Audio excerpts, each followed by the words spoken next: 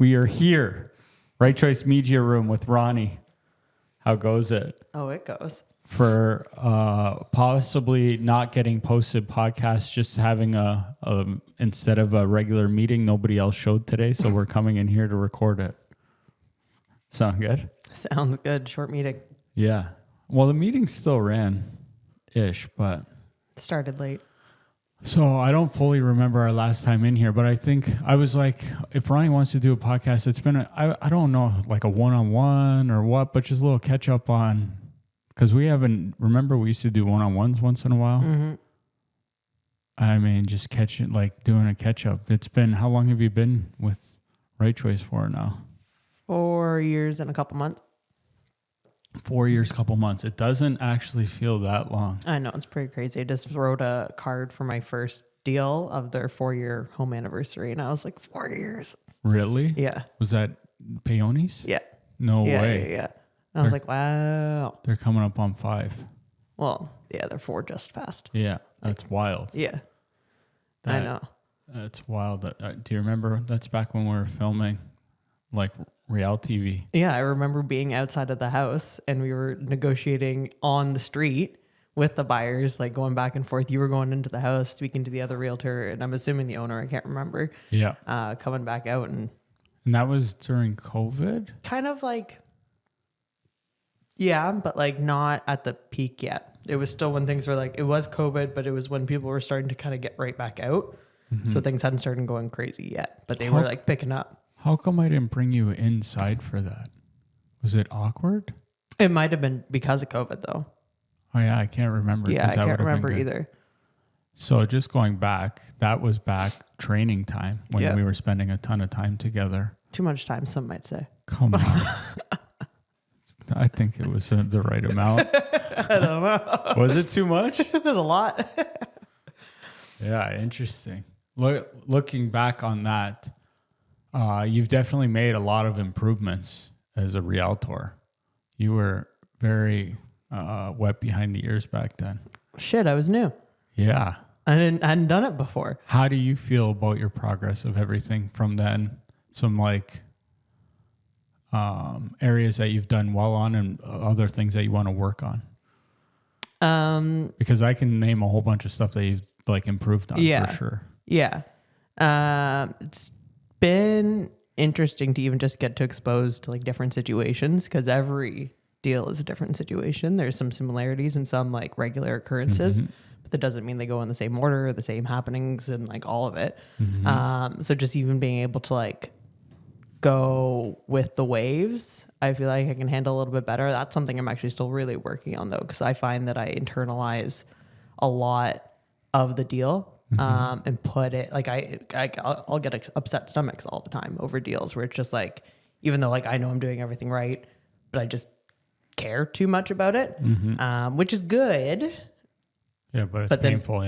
But bad when it's like affecting like myself. And so that's something I've really noticed lately that I need to work on, which was always there, but without the understanding of it, where now it's like I understand all the repercussions of everything I'm doing. So do you feel that, sorry to interrupt, but do you feel you have to do that for yourself or to make the experience better for the people you're working with, or both? Both. Absolutely both. Yeah. I think like I put a lot to like make sure that, that the deal's going well. And then also I'm doing everything right for them. So it's kind of like a double-edged sword with that of like both needs to happen. But I think it's part of it just having a little more trust and faith that I am doing the right thing, even if it doesn't always feel like I am or that it seems like I am, because like clearly like I'm going to bed thinking about these things, which I know means I'm doing things well and right and like because I care and I'm not just like fluffing around and like don't give a shit about what I'm doing and how I'm like helping these people, but that I also need to be able to go to bed and sleep and not have to stay up and thinking about these things unless I need to be. Well, the thing that I never have to worry about with you, which I don't have to worry about with Kev either, but I've had to worry about with other people, is that you are putting the other people first, because that's when I worry. Yep. Right? I don't worry as much when I know that you guys are doing what's best. And as we both know, like every deal's different, everything, and we're always learning. So after every one, we're better for later. So that means that we're doing our best now, but looking back later, we could be like, well, we could have done this to be better. But as long as you're putting the people first, to me, that's very reassuring. Like, I fired people when they're not doing that because I can't have that, right? So, like that, to me, I don't get upset stomach over that part. But yeah, I know that sometimes when we like digest after, we're like, we could have done this different or that different. But it's not with bad intentions, which is a huge difference. Yeah, absolutely. And like the biggest thing I even think about all the time is like, technically overarching, it's a sales job. But I've never really felt like it is on the ground level because of how I interact with the people and how I make it more people focused versus sales, and really just working on a process that works for whoever it is I'm working with. And I think about that a lot, and how like other people maybe interact with buyers and sellers, and what are they saying? What are they doing to make it maybe seem more salesy? Because I've seen it where it seems way more salesy. But that's something that I don't know, just doesn't sit well with me, because like my job, as much as it is to sell people's houses, it's to make the right choice for these people and to help them make the right choice, which like I don't see the sales. Yes. Yeah. I don't see the sales aspect always in that. Yeah. It's more so selling yourself, but it's also like, I don't want to sell myself to someone who, if we're not going to be happy working with each other, and like I just sold you lies. And it's just more, being open and like talking about people. So like, I do think about that a lot, and like, how am I supposed to be more salesy? Am I supposed to be pushing certain things that I'm not pushing onto people? I don't think so, but should I be? Well, I can help with that a little bit, because I think you do a lot of things great. And maybe that's the one spot where I don't think salesy is the right thing, because I've never had anybody say that they didn't like working with you. Right? You always get good feedback. People love working with you. But the one thing that I see is maybe sometimes you're being so no pressure on people, where you're just like, here's everything, and you let them make decisions, which is, I prefer that versus somebody that is pushy and full salesy, if you want to use that term. But then there's a balance of being the professional and knowing what they're looking for and knowing what is the right fit for them and helping them get to that line. And like, I think that you do that well, but not always. Because like, I can tell that sometimes you're like, I don't want to force people to do something they don't want to do.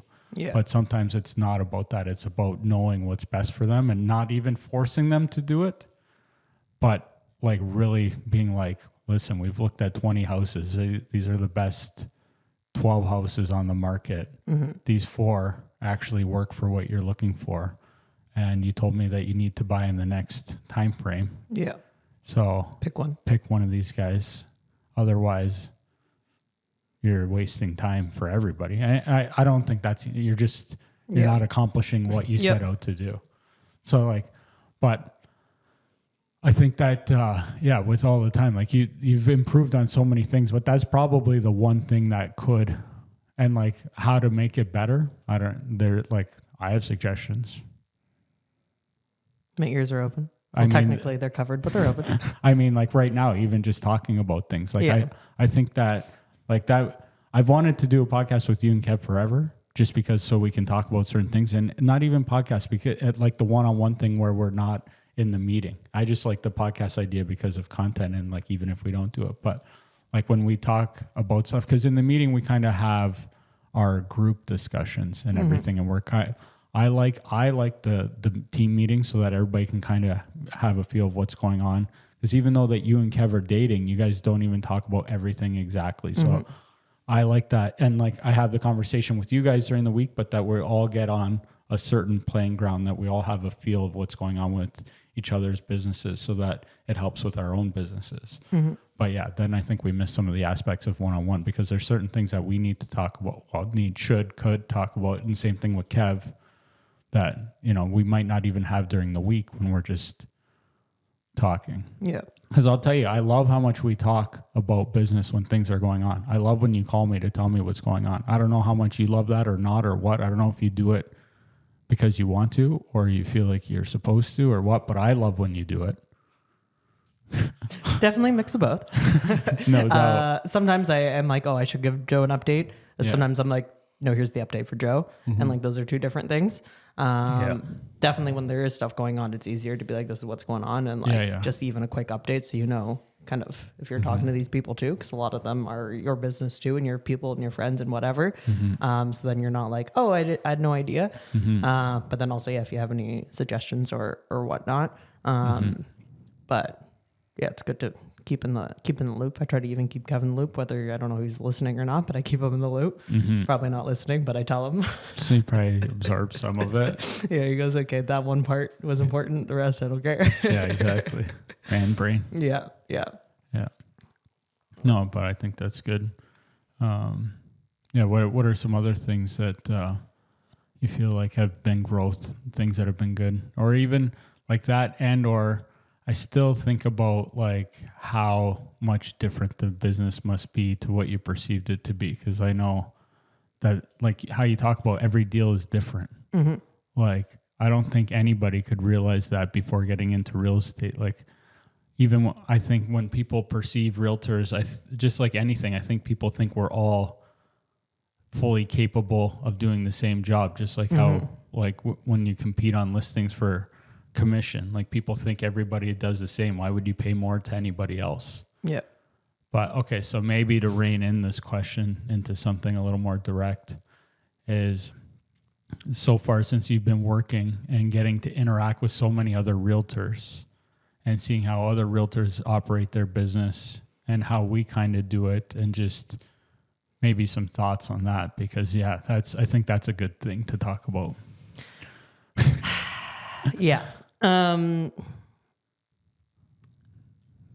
the camera's not here. No, I know. So it really does go back to like the caring aspect, I do find. And like I've had many conversations, like we get leads all the time from people who have worked with other realtors, shown houses with other realtors. They end up on our desks.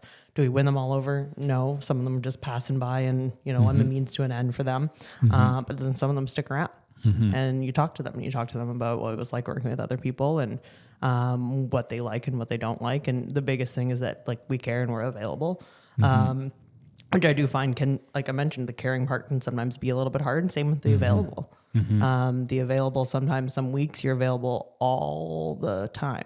And it's a lot, right? It's 10:30 at night. You were working at, 8 in the morning, haven't really stopped. You didn't really eat, didn't go to the gym, and you're still working. You're still talking to these people because you can't turn it off because you're in the middle of a deal. Yeah. Things have to get going. It's different when you're kind of like, oh, I got to make some calls today. Like, and you kind of push things around, but some things like they have the time frame and they have to do it. And there's definitely some realtors who still wouldn't care about that. And they're like, no, this is my downtime. And like, I get the boundaries, and I get like, you still have your own lives, and if you can work into your business that way too. But like, I try to do that and it's not even possible. Sometimes you just have to do it. But those are like the biggest thing. It's like the effort and the time and the coming first that makes the biggest difference. And like just some. No, I like that answer. Even before you go on, I like that a lot, because I think you addressed something that I don't think people understand. And I think it's even good for us to talk about, because we understand is that we're on call 24/7. Like we know that. And yes, I personally really appreciate how well you handle that. I hope that I do. I hope, and please tell me if I don't, the best to try and not push you to like always like, I don't know how to say this. That you're on all the time and maybe you don't expect everybody else to be? Yeah. Not even just that. Like, I know that like, I'll tell you stuff, like obviously I'll message you at 2 a.m. and or set a task and or take a note, but it's not like I expect you to respond at stupid times. But when I appreciate that you're on a lot, I would say sometimes you're on more than I am. Like, it's not like I even think who's on more or less, but I try to respect boundaries too. It's like when you tell me you're in Nashville, like I think when you were in Nashville, I think I called you once to do a touch-in and maybe something was going on, but it's not like I expected you to take the call or not. So like I kind of, I don't know. I hope I do a good enough job. Do I do a good job with that, or am I too pushy with that stuff? I feel like at the beginning, you felt like you did expect it like literally all the time. Yeah. And we haven't really had much of a conversation since. I think since like we've slowly kind of gone down to like more acceptable like times or what works. And like I know when I get a message and I'm like, it's 7:30, I'm like, I'm not always going to respond till like 8:30 or 9 because I'm sitting on the couch drinking my pre-workout and I want to go to the gym, and it doesn't need a response right now because it's nothing that's needs to be happening at this moment. But we've never had a conversation about it. I think it's just kind of naturally fallen more into like a do it as needed situation. I think that's a good thing to bring up for sure, because probably I have more pressure in the beginning because, and now that you say it that way, now I can even internalize it, because in the beginning, I don't want anybody else to decide what's important or not. I want it to all be treated important, because in the beginning, I don't think it's the new person's position to be deciding that this person reaching out is something that can wait an hour or two. But I like how now that, and I don't know when it happened, but you're able to recognize, somebody asking whatever doesn't need to be responded to right now versus after I hit that workout. But in the beginning, I would expect you just to treat it that way, so that until you realize the difference. But if somebody's making those calls early, I don't even think of it that way. It's just, but you're right. With time, you're obviously not retarded. You're going to be able to make the decisions. What's vital to right this second and not. And it's still hard. Like for sure it is. In general, I find like I sit on the couch with my laptop open way more than I should in the mornings when I want to get going to the gym or do whatever, because it just, you get in the cycle. You start doing stuff and you just start responding, and all of a sudden it's 2 hours later and you're like, well, now everybody else is also up. Everybody else is still going to be messaging me now. And now I'm not going to have a good of a workout. Someone's going to call me. I'm going to get pulled away. There's been so many times I've left the gym early just because I start working out, and then you lose motivation because you all of a sudden get on the phone, you get in conversations, and it's just like, well, I'm just going to go home now, which is tough. Yeah. How do you feel?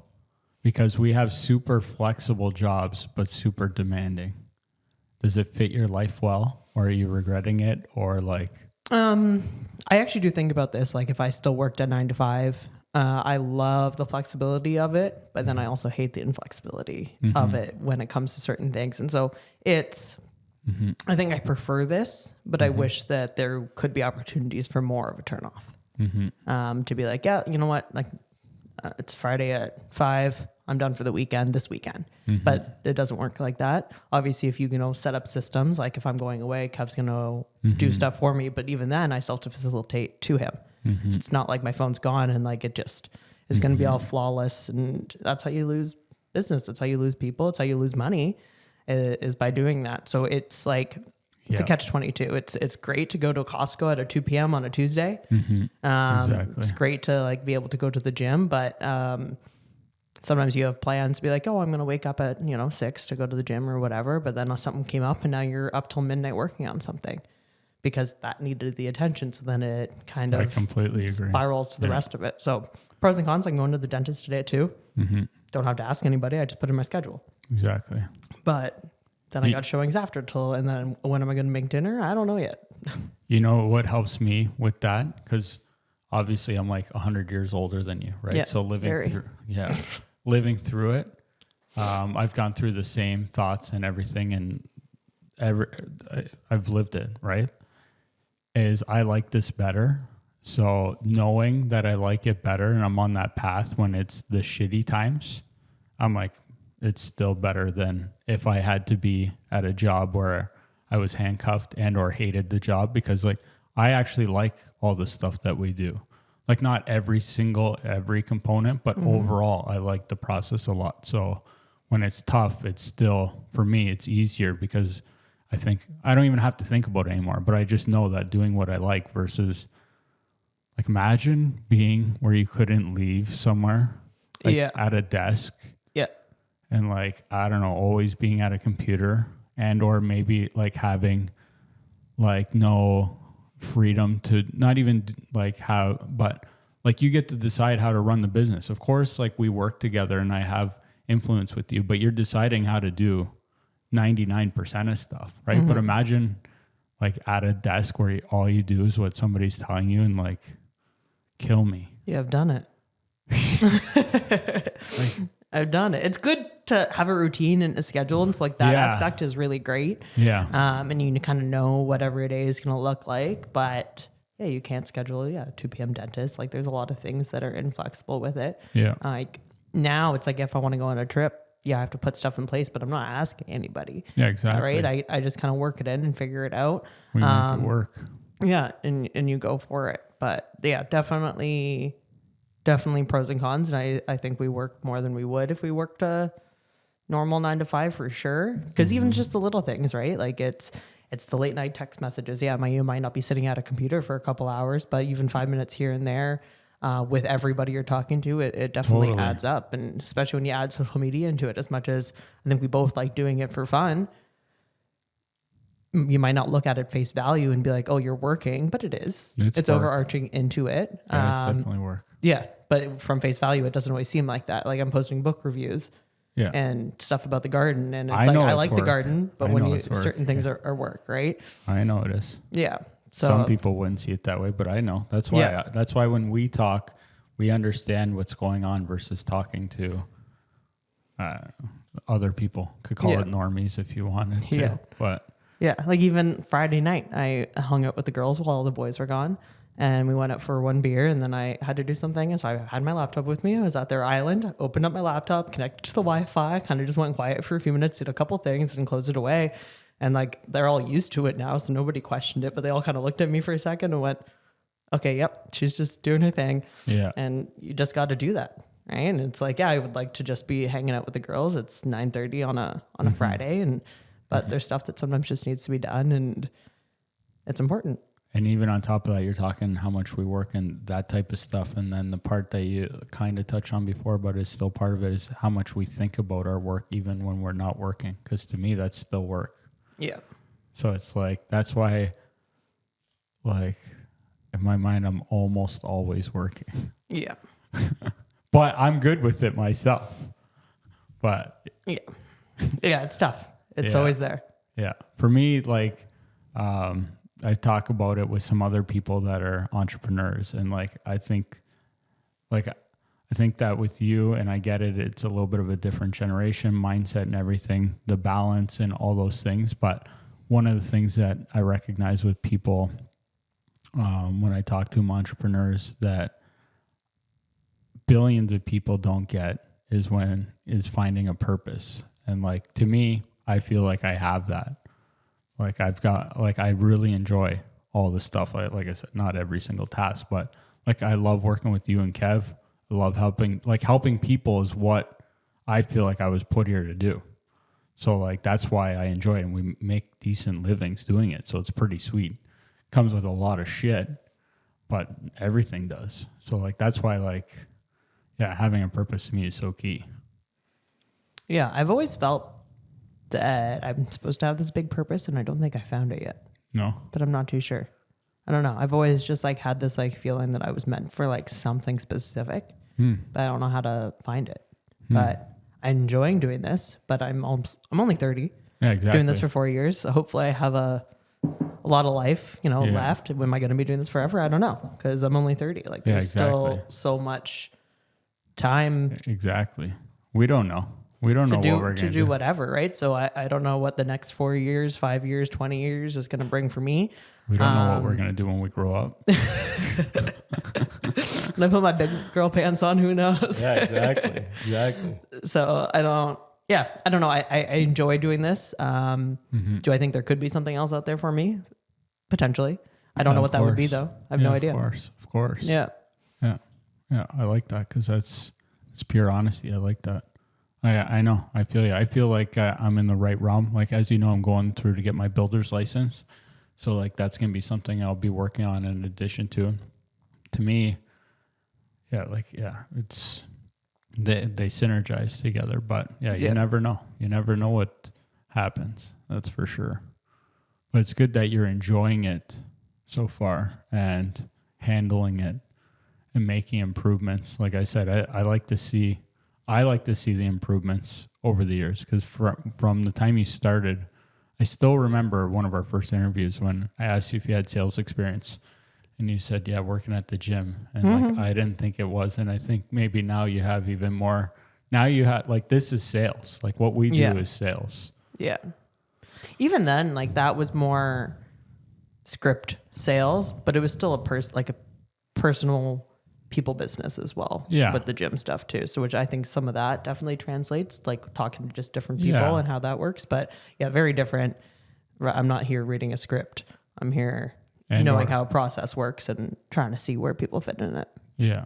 Like to me, yeah, like that was even though it's sales, it's more on the order taking side versus doing sales. Like this, there are bigger sales positions than we have, but we're in the higher end of stuff. Like we're dealing with houses, right? We're not dealing with, gym memberships or like retail products or anything. We're also not dealing with like private airplanes and things. Like there's things bigger, but we're on the higher end of sales. And like we were talking about the other day, even like with your listing, how when you're working a deal, you're trying to sell two sides of a deal. Like that's when you're really in the sales trenches, is when you're trying to get two sides to come to the table and come to an agreement. And you're trying to facilitate that through integrity, but also sales. Yeah. Yeah. Yeah. Which is interesting because I never think of that side directly as sales, but it is, because I more think of it as negotiation, which is in sales, but my brain doesn't always like connect those two things like directly together. I think I compartmentalize them more. Yeah. Which is interesting, but they definitely are one and the same. Yeah. Sales is helping people get from A to B. It's getting that together. Yeah. This is true. Yeah. What else can we talk about? I feel like I had something and then I forgot it. Yeah. Well, you think if you remember, you take notes. I took that lead note there. Just some other things. Trying to think. Do you want to talk pizza for a sec? Sure. How many more pizza places are left before you have to pivot? Oh, that doesn't happen. I don't. Toronto has still hundreds. Yeah, hundreds. And the way I've handled that is by doubling down and doing 2 at every pizza location, because I have to travel more. But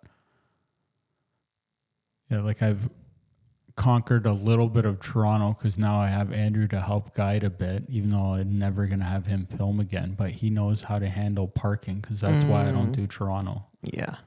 That'd be shit. I can't figure that out. But when I'm with him, he knows how to handle what. And like it even made it easier. Like I said, since I'm doing 2 per place, only having to do 6 places when go out to Toronto, there's usually 3 that you can park in one spot. So I was avoiding Toronto for so long because of the parking nightmare. Yeah, absolutely. Yeah. I would avoid it too. But I still have to keep doing the States because, well, not have to, but those videos outperform. Oh, yeah. Well, there's a million more, not a million, way more than a million. A bajillion people. More people, than we have. So naturally more audience. Yeah. So it's like there's still a ton of places. I just have to drive a little bit further. And then like, do I consider hitting? I don't know. Like, I don't think I will necessarily, but going back to some places to try a specialty pizza, but I can mix that in once in a while. Mm-hmm. But I'm good on pizza for a while. There's still years of content that don't make it too difficult. It's a lot of pizza. Yeah. Why? You got suggestions? No, I was just wondering.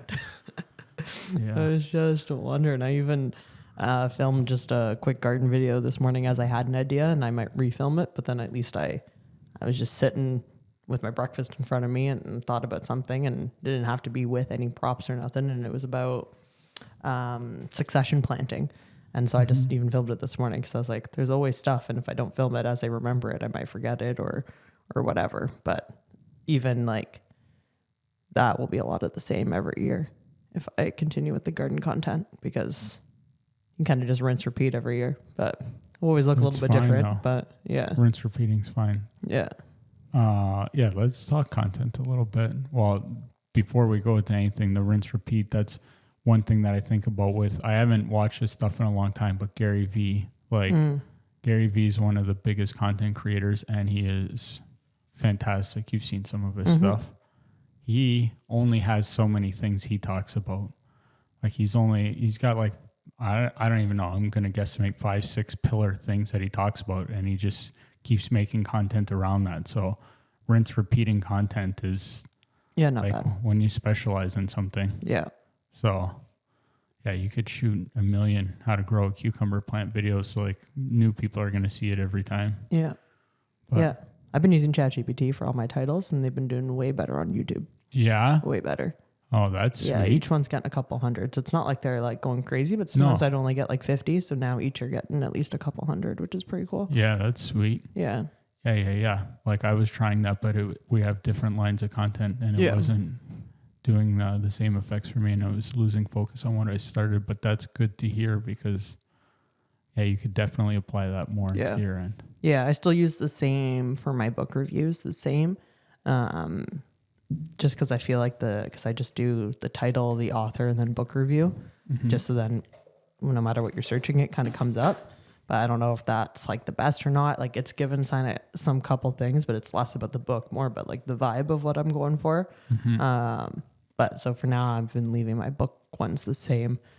I've been slacking on reading this year, so I still have a couple in the hopper, but not many. I think I have like 4 book reviews.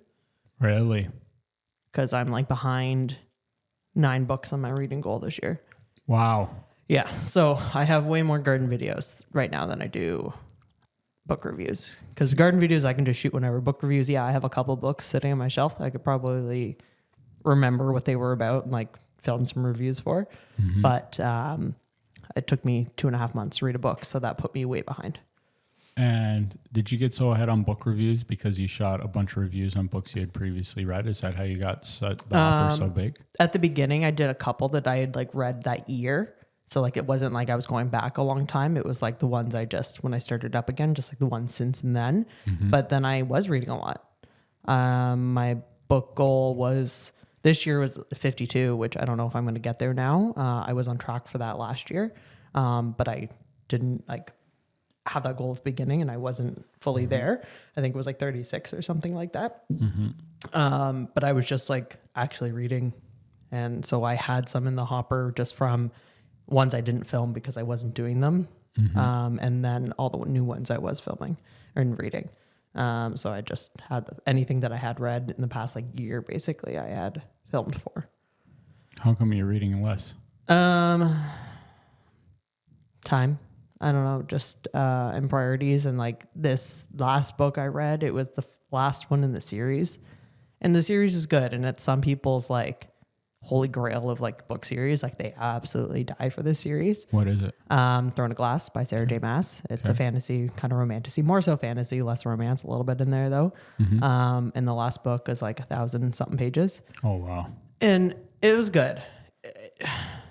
It's not my, you didn't love it's it, not obviously. my empire. Yeah. It's not my empire. It just dragged for me. So I just had a hard time sitting down and getting through it. Where sometimes like a book is just so easy to read that you kind of can fly through it. But that one just like, I wasn't making as much time for it. And when I just feel like I wasn't getting through it. I had a couple trips where I didn't read. Like when I went to Belize, I didn't read, only on the plane. And then Nashville, I did not read. I slept on the plane. Obviously. Yeah. So it just a couple things like didn't help when I did even have the free time. Then when I got back from the trips, like, catching up on everything. So I just feel like I didn't have kind of that extra time I was putting into it. And I did a little more couch rotting than couch reading. So that book definitely didn't help because it wasn't aspiring me to finish it, but I'm really glad the series is done. So sorry if it's your favorite series. I don't think you're going to offend anybody. So that was the most amount of responses on my story when I posted my score. I know. We're going to have 50 people watch this? No, I know. If we post But when I posted, like I gave it a 3.5, I think. And people got mad. They were like, what? They're like, that's my Roman Empire. And I'm like, it was good. I'm like, and it's your flavor. Yeah. And like the other books in the series I rated like 4s, but this one I didn't like as much. So I'm like, it has to be lower automatically. Yeah. But anyways, so I got a lot of responses on my story. Well, it's good. It's good. Back to the content, because you've been posting content consistently and you've been doing good at that. What's your content schedule right now? Gardening videos on Tuesday and book reviews on Thursday. I try to post it in the morning. If not, I'll post it in the afternoon. There's been a couple times where I just got super busy and I'll still post it. Unless something like a listing or something needs to go up, then maybe I'll pivot or whatever. How long have you been on the Tuesday, Thursday? The Tuesday is only for a couple months now. Once I started back up with the gardening stuff. The Thursday's been a while. I don't know if it's been a year, but it's been a while consistently. Like at least sometime in the fall for sure. Let's call it a year. Okay. Call it a year, and then interesting. And then you story every day. I don't think I've ever seen you miss a day. You might have a day where you have one or two story, but you've been right. Have you missed a day of storying? There maybe is like 1 or 2 days where I just like haven't, but it's been very, very rare. Like I think yesterday I maybe only did like one story or something. But it's rare where I don't story. And you post all the content to Facebook, Instagram, TikTok, YouTube, LinkedIn. No, I haven't been doing LinkedIn. I've had so many issues like posting on LinkedIn where it didn't load and it takes forever that I just kind of stopped. Yeah, we took a break for a bit too, but then I got you back on it. But yeah. I think it also posts to Threads. I think I don't post on it, but I think it or X. I don't know. It does. I don't know. Some buttons I press and it goes.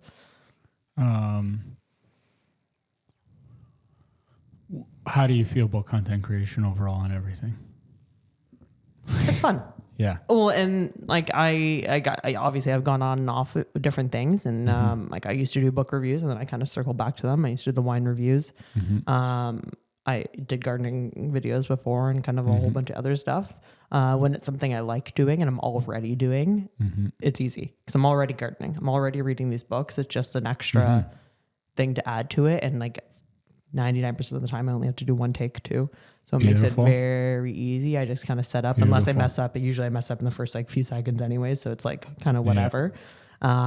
So I've kind of got it down to like a really good system that works for me. I have an album on my phone of stuff I haven't posted. So whenever I'm ready to post, like I even have 3 sourdough video, like starter videos that I never ended up posting. When I was posting those like every day as I was figuring that out. That one was a little bit different because like I had to set it up every morning and like, but I was still doing that every day. Yeah. So I haven't been like going out of my way for the most part. Once in a while, I'm like, oh my God, I don't have something to post for tomorrow for my gardening stuff. But that has happened lately. I think I have at least 2, if not 3 already filmed right now. Nice. Just cause like, as stuff's progressing in my garden, I'll film as I do it. If it's like something I've already filmed, if I'm doing more weeding, okay, maybe I don't need to film that one because I just posted about weeding or whatever. I think you hit the nail on the head for people creating consistency with content, because I try and encourage people I care about as much as possible that run businesses to create content. And I tell them to make it as easy as possible. Because when people tend to, when they want to get into content, they want to make it so good. But that makes it so hard. Yeah.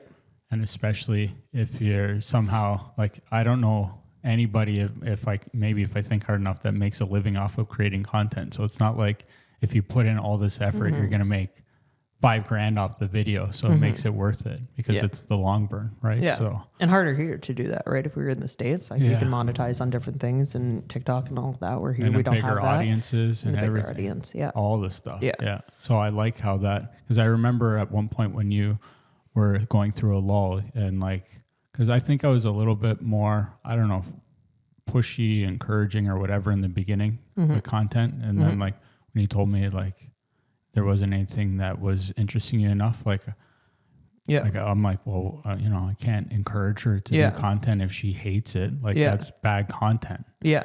I just had to find it again. Yeah. So like, it's interesting. Maybe this will be a good thing too, even though I like talking about your content there, but an interesting part for me, because when it comes to the content creation, from my end, like, as we know, I leverage it as much as possible for our businesses that provides for us. And I want to teach you guys that, which is a bad business model, because if you guys ever were able to generate a lot of business without me, you would cut me out. But I feel like that's the best way. Like, to me, like, we're on a team. So I don't well, maybe here's a good question. Do you feel like I hold anything back from you with trying to help? No. Okay. No, I believe that how you like run the business and how you interact with us, like you think like this is the best way to do it and you're giving your all. That's good. I appreciate that. Yeah. Like it shows that. Yeah. Like I do that. And like, that's why with content, it's interesting because it's a bad business model trying to teach you guys everything. Yeah. Like not a lot of businesses operate this way. Yeah. But I do it. But then it's interesting because like you see how little content Kev makes. But I've tried so hard to encourage it. And like, it's funny because it's like, I'm trying to show you how to be without me. Yeah. Right. But I like how like we've cycled it better because I love how you create content. Do I watch it all? No. Do I watch a bunch of it? Yes. Yeah. But like you don't watch all of my content. And like I don't expect that's like and like that's always funny with content too, how like the people closest to you don't always watch it. Yeah. And like I literally have tens of thousands of people that watch my stuff that I don't even know that. Yeah. Meanwhile, we're together all the time and you wouldn't even be able to say like the last city I ate pizza in. But it's funny. But anyway. I could probably name the last city you actually ate pizza in, but not the last one you posted in. Yeah, no doubt. But that's funny. But yeah, just back to the content. I like how that at the moment anyway, that you have the things that you like doing, that you're doing it, that you're staying consistent. We haven't talked about it a whole lot. So like this is another thing I'm happy that came up when we're talking about because we used to spend time.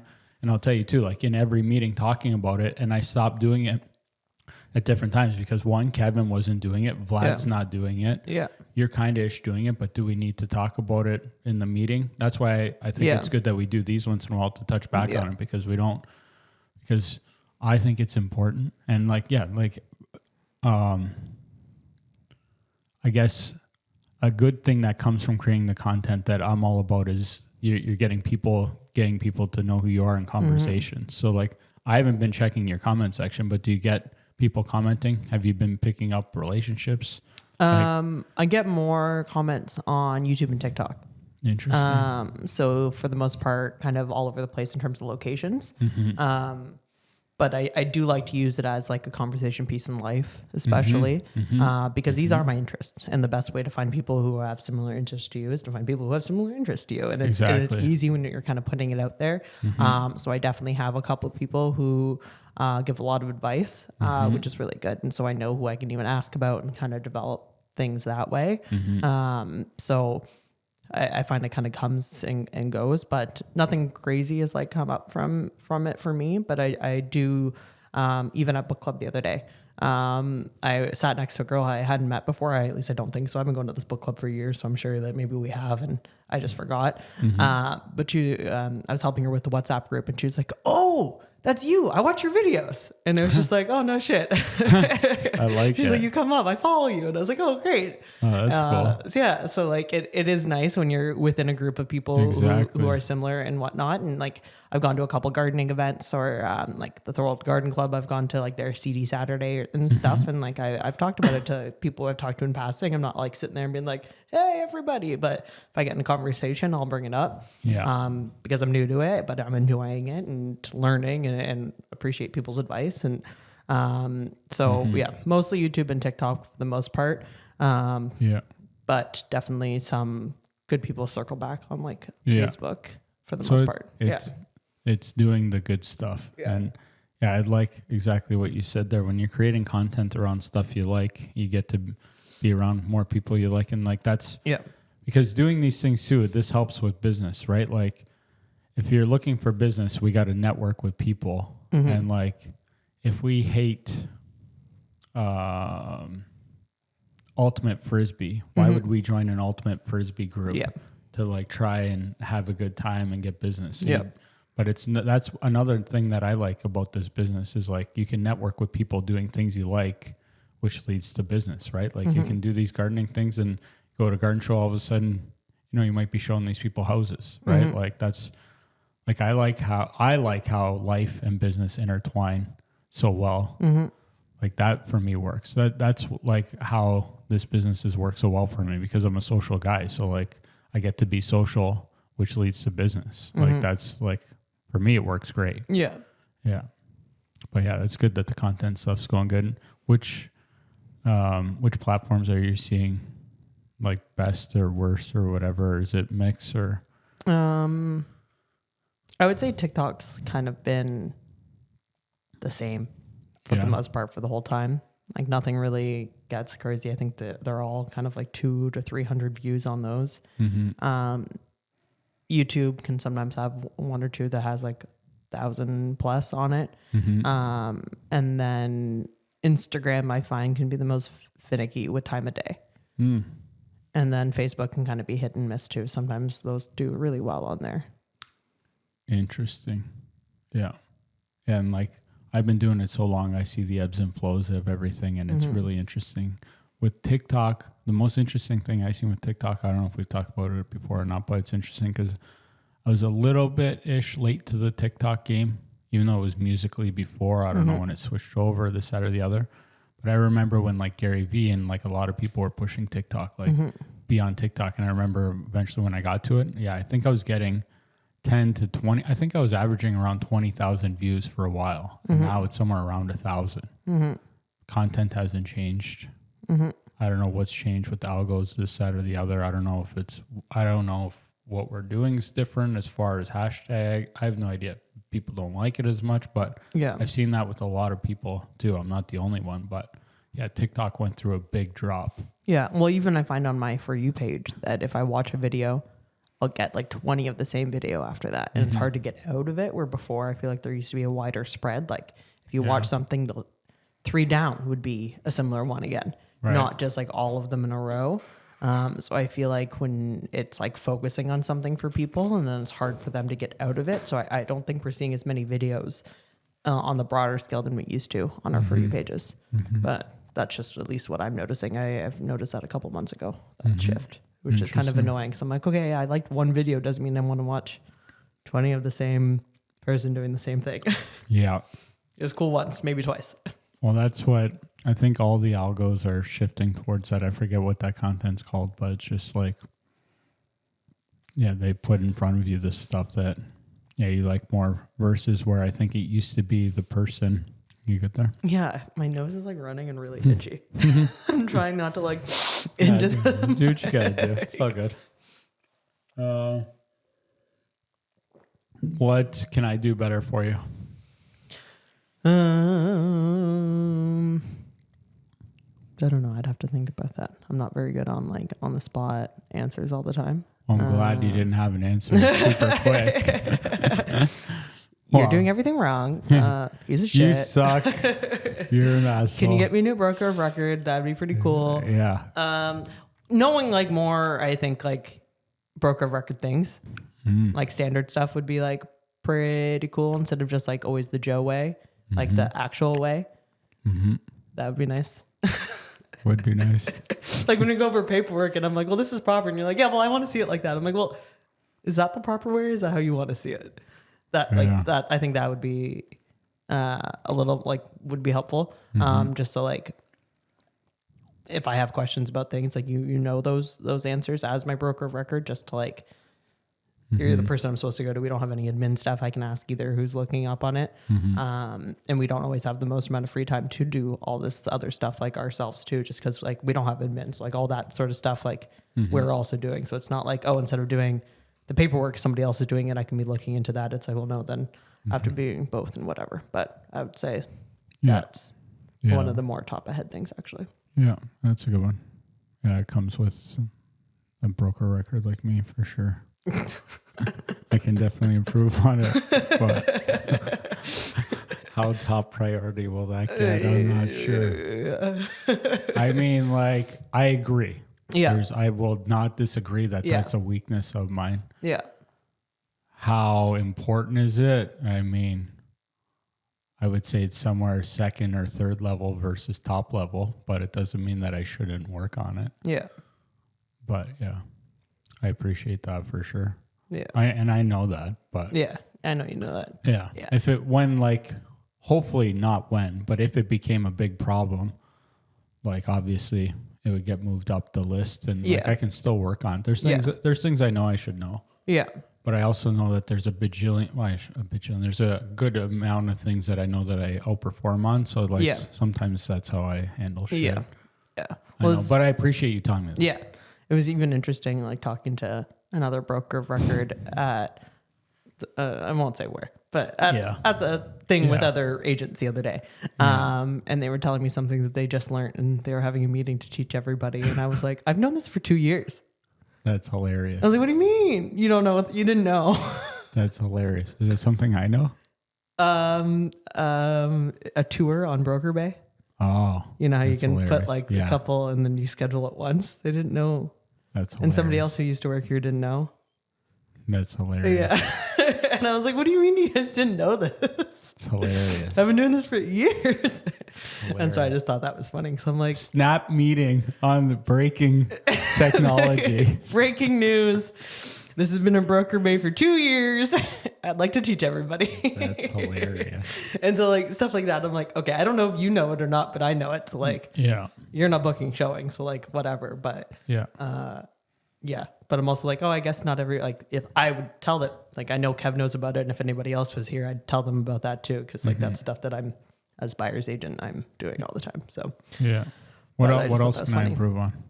I know I'm putting you on the spot and stuff, but or things that you like that I'm doing. So I know that those are good, or either like I went to the stuff I can improve on because like I figure like that's a good spot to work on. Cause if you're not telling me something, we're not talking about it. Yeah. It's not like, obviously I don't expect you to tell me things I'm doing well.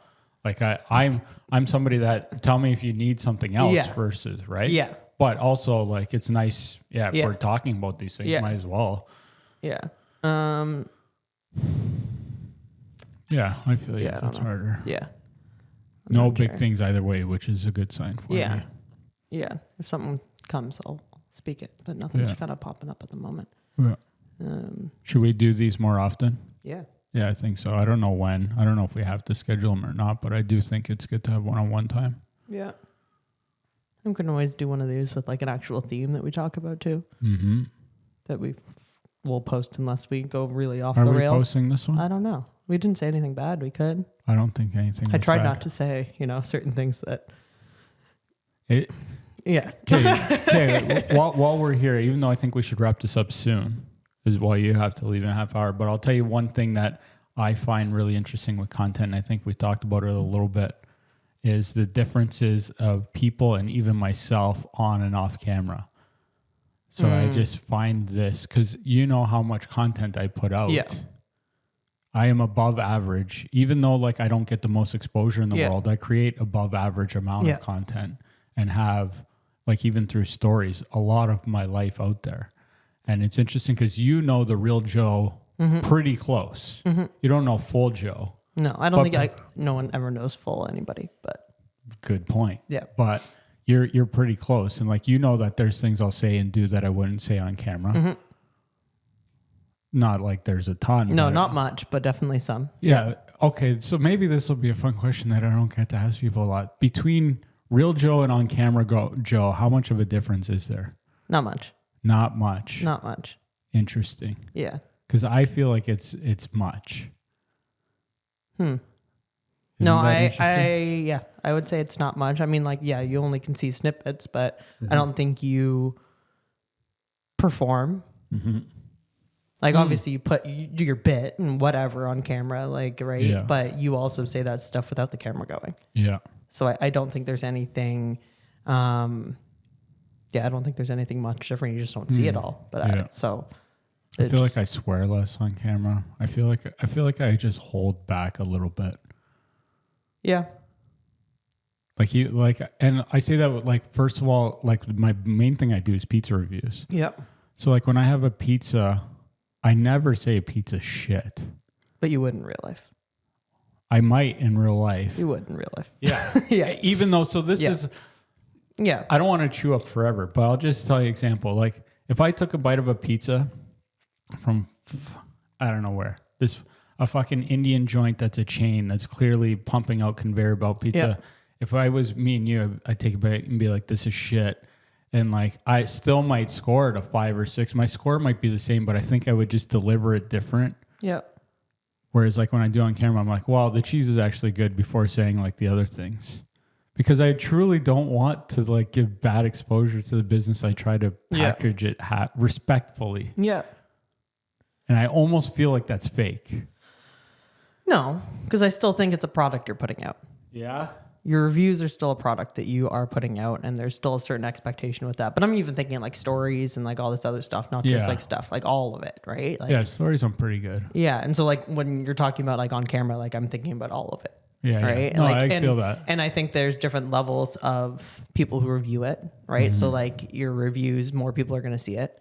So you have a more broad range of people. Stories, still a lot of people, but very less are going to be seeing those. Totally. And those are going to be more the people who give a shit about what you're posting most of the time. Yeah. And so those are people who really know you and really care and are cool with it, right? So I think we like, same with me, like I would say certain things on my stories that I maybe wouldn't post. I think that's something I actually want to work on, is trying to maybe put some more story-like content out. Like, because sometimes I go on rants about certain things, like obviously edit that down a little bit to make my point, because sometimes I'm like not making a point in my stories and I'm just like fucking talking, ranting, because something happened, and trying to put that kind of side of myself out there too. But I do think there's just different levels of people you're trying to reach, and it doesn't mean it's not authentic or not you. It's just you also want to grow your business from this. And so you know that not always that certain person will always get out there, but like the people will come for the side that they're looking for too. You just made me think of one other thing too. Okay. I realized too, I do it, I guess I focus more my brain on how I can improve, right? Because that to me, in my simulation of the world is all about making improvements. So that's where my brain spends most of the time. How can I make things better versus what are the things that are good? And I think there's pros and cons to that. But the other part that I realize now is when I do these, and I only do a podcast maybe once a month. And I like how I preface before we hit record and even after that, let's try to pretend the camera's not there. Because when I do these, I even change how I am for the guests, because if I can tell that they don't like or they don't want to go down a path of conversation, like I didn't treat this any different right now than if we weren't here. Because literally we're going to decide if we post it or not. But I think when people come in here to do a podcast, so it's already decided it's getting posted. So like I don't press people. And I don't even want to say press. I hate saying it that way. But if it was off camera, I know that I would ask some questions or ask for elaboration. You would pry a little more. And because it's just you two, maybe they would do it. But when it's on camera, who knows who's going to see it. And maybe that's not something that they want out in the world because... So how do you think I should handle that? Do you think I should keep doing it the way I'm doing, or ask it and then just let them say, I don't want to talk about that on camera? I think it's good to read the room. But you could always do one press, right? Because if I'm like, what's your favorite color? And you don't want to tell me, I could be like, are you sure? Like, is it pink? And then you can be like, no, I don't want to tell you. And then it's like, okay. Then you move on. But you can always like try one just to see, because maybe they just do want a little push to be like, maybe they're still thinking about it. Like, do I want to talk about this? Do I want to go down this path? No, I agree. And the thing I fear a little bit too is, again, I'm thinking even because I've had a few politicians. And then like, because even like I've got Wayne Gates coming really soon. He was supposed to come on Thursday, and I can't wait because we have opposing political views. And we're not going to argue. No. But I feel like I'm more inclined to ask him questions that we're going to disagree on because I'm genuinely curious to see. And you want to know. But versus like when I have somebody in here that we're like-minded, and we might get to a topic where I'm like, if they answer this badly, it might look bad for them. And I'm like not trying to push it. And I think that's bad on my part. Yeah, because you're not responsible for them. I'm not, but still, Yeah, they're on your platform, but they're still their own person. So just let it be. Yeah, you ask questions you want to know. And then if it's not something that you want to be leading down that path because that's not what you want, then go for it. But if they're going there and you're cool with them going there, don't worry about how it's going to make them or how it, like, because that's in their control. Yeah, I think these are things I think about as I do this stuff because I want to be better at everything. I think you just have to remember that people are autonomous for their own selves. Yeah, I think that's a very good point. Yeah, they're coming on here freely, and they can put their big boy pants on and make their own decisions. I think that's good. It's good advice from a young girl like yourself. Some might say I'm wise. Wise beyond your years. Yes.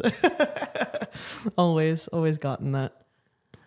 I mean, I literally could do this for a lot longer. Yeah. I don't know if there's anything else you want to say or do before we end this. Other like my big takeaways, we do this more often. Yeah, I agree on that.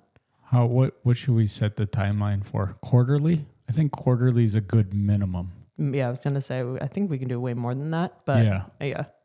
I'd say if we don't do it by then we get in there. Right now is spring. Mm-hmm.